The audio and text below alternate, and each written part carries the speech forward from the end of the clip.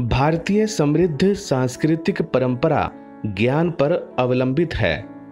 ईश्वर के विषय में बताने वाले वेदों के 6 अंगों में यदि शिक्षा, कल्प, व्याकरण, निरुक्त, छंद और ज्योतिष शामिल हैं, तो आयुर्वेद और योग को शारीरिक व मानसिक स्वास्थ्य की रक्षा का कवच माना गया है।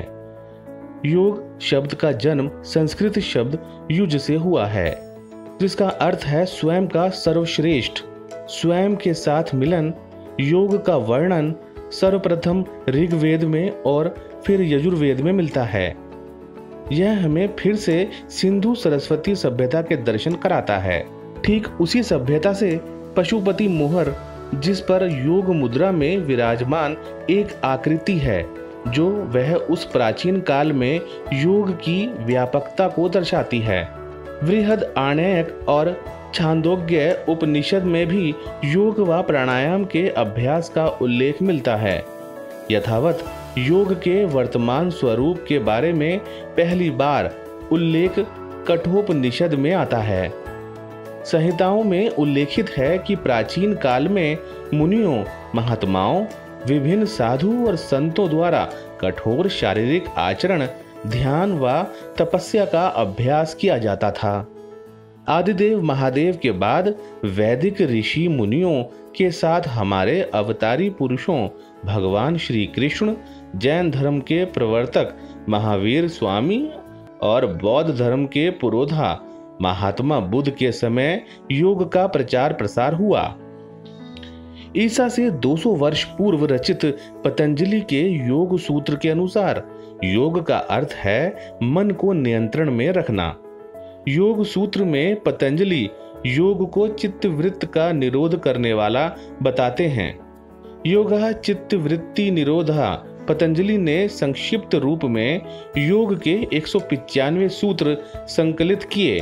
राजयोग नाम देते हुए उन्होंने योग के 8 अंग बताए, जिसमें यम, नियम, आसन, प्राणायाम, प्रत्याहार, धारणा, ध्यान और समाधि इत्यादि सम्मिलित हैं।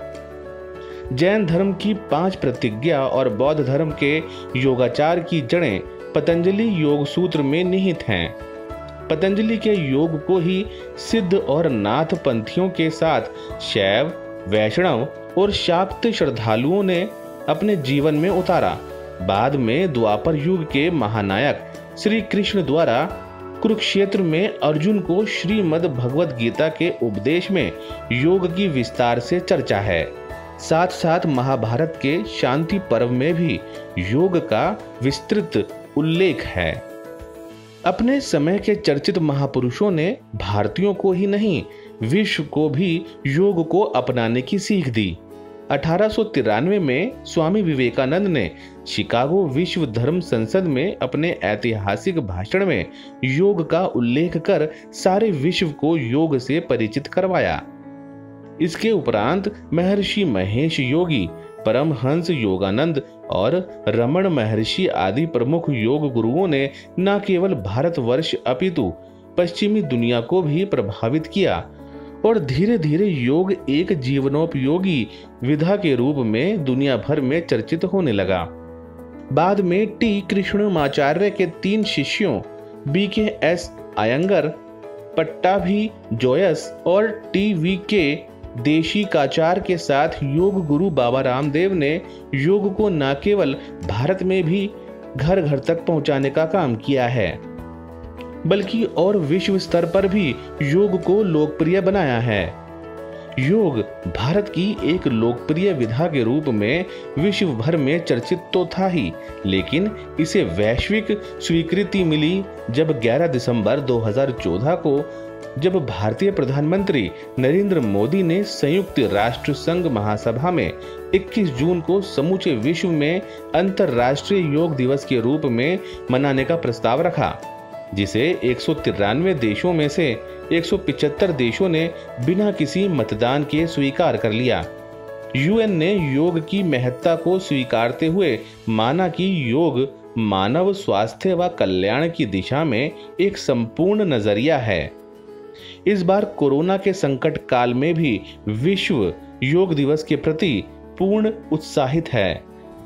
कोरोना काल में योग के प्रति लोगों का स्वाभाविक रुझान बढ़ा है, क्योंकि योग तन मन को पूरी तरह स्वस्थ रखता है और हमारे रोग प्रतिरोधक क्षमता को बढ़ाने में भी मदद करता है। इसलिए स्वयं योग करें और लोगों को योग करने के लिए प्रेरित करें।